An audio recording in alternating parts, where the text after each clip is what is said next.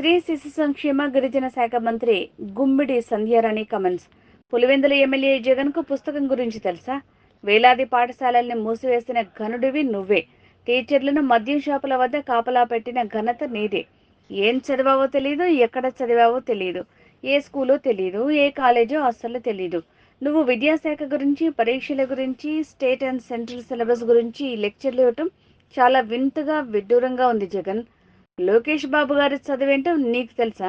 విదేశాల్లో చదివిన best student, కాలిఫోర్నియాలో Stanford యూనివర్సిటీలో చదివిన తెలివైన వ్యక్తి. అతని విజ్ఞానం ముందు నువ్వెంత జగన్? అతని గురించి మాట్లాడే అర్హత నీకుందా జగన్? నమస్కారం. ఈరోజు పేపర్లో ఒక వింత చూశానండి. గౌరవ పులివెందుల ఎమ్మెల్యే పుస్తకాల గురించి మాట్లాడుతున్నారు. బాబు, పులివెందుల ఎమ్మెల్యే గారు జగన్మోహన్ రెడ్డి గారు, మీకు చదువులు పుస్తకాల గురించి కూడా తెలుసా? మీరు ఎక్కడ చదువుకున్నారు? మీ స్కూల్ ఎక్కడ చదివారు? కాలేజ్ ఎక్కడ చదివారు? ఏ యూనివర్సిటీలో చదివారు? ఎంతవరకు చదివారు? మీకు చదువుల గురించి తెలుసా? మీరు లోకేష్ బాబు గారి గురించి మాట్లాడతారా? లోకేష్ బాబు గారు ఎక్కడ చదువుకున్నారో మీకు తెలుసా అసలు? దాన్ని స్టాన్ఫర్డ్ యూనివర్సిటీ అంటారు. మీరు పలకడం కూడా రాదనుకోండి, అది వేరే విషయం. స్టాన్ఫర్డ్ యూనివర్సిటీలో చదువుకోవాలంటే ఇది ఉండాలి. తెలివితేటలు, విజ్ఞానం ఉంటేనే అక్కడ సీట్ వస్తుంది. డబ్బులు ఇచ్చి కొనుక్కున్నది కాదు అది. అక్కడ చదువుకొని వచ్చినటువంటి ఒక ఉన్నతమైన భావాలు ఉన్నటువంటి వ్యక్తి ఆయన తీసుకున్న నిర్ణయానికి మీరు మాట్లాడుతున్నారా? మీరు రాత్రిపూట ఆత్మలతో మాట్లాడి తీసుకున్న నిర్ణయాలు కాదు ఇవి. పూర్తిగా నిపుణులతో మాట్లాడి నిర్ణయాలు తీసుకునే శక్తి, సామర్థ్యం మా లోకేష్ బాబు గారికి ఉన్నాయి. ఆయన ఎవరు కొడుకు? అసలు పని అంటే ఏమిటి, అభివృద్ధి అంటే ఏంటి, సంక్షేమం అంటే ఏంటి అని తెలిసినటువంటి చంద్రబాబు నాయుడు గారి అబ్బాయి. అలాగే ఆయన చదువుకునే యూనివర్సిటీ, ఆయన చదువు, ఆయన ప్రవర్తన, ఆయన తాలూకా ఈరోజు పరిపాలనా సామర్థ్యం, ఇవన్నీ కూడా ప్రజలకు చెప్తున్నాయి.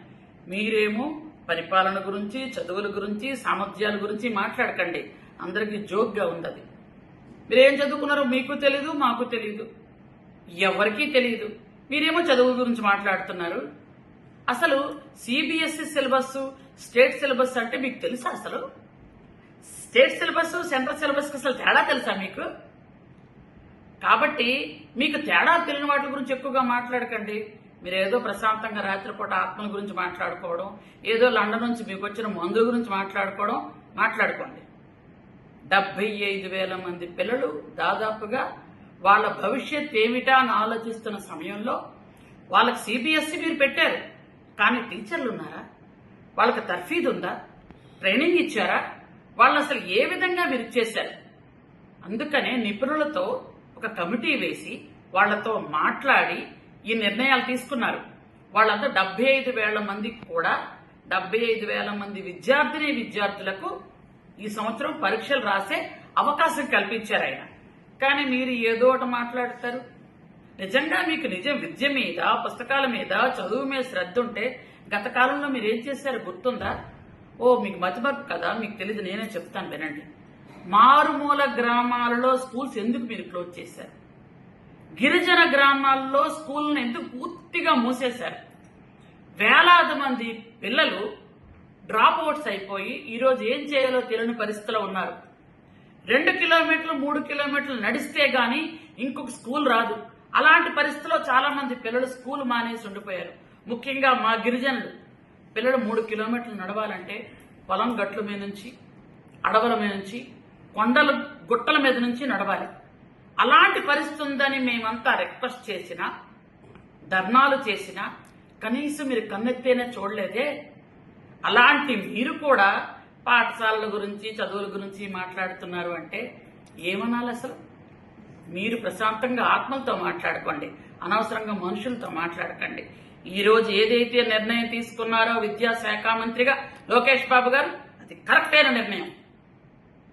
కాబట్టి మేమందరం దానికి సపోర్ట్ చేస్తున్నాం. విద్యార్థుల తల్లిదండ్రులు కూడా సపోర్ట్ చేస్తున్నారు.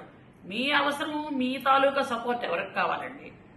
మీకు చదువుల గురించి కానీ, మానవత్వ విలువల గురించి కానీ మీకు తెలీదు.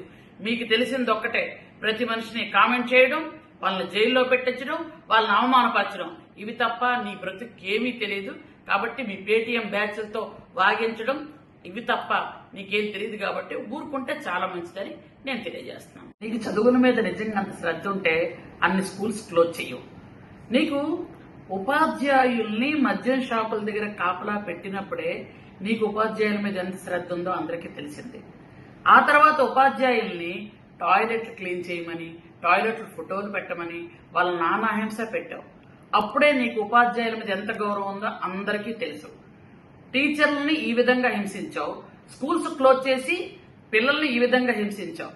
నువ్వేమో చదువుల గురించి, టీచర్ల గురించి, విద్యార్థుల గురించి మాట్లాడుతున్నావే. అసలు నీకు చదువు మీద శ్రద్ధ గాని, అసలు నువ్వు ఫస్ట్ క్లాస్ స్టూడెంటే కదా, నీకు అందరూ చెప్పాలా చెప్పు. ఎందుకంటే ఎప్పుడు ఖాళీ ఉంటే అప్పుడు ఒక వీడియో తీసి బయట పెట్టే పరిస్థితి ఎప్పుడు తెచ్చుకోకు. నువ్వు నిజంగా నిబద్ధత ఉంటే బుద్ధి జ్ఞానంతో ప్రవర్తించాలో ఆలోచించుకొని వెలిగితే చాలా మంచిది. Thank you.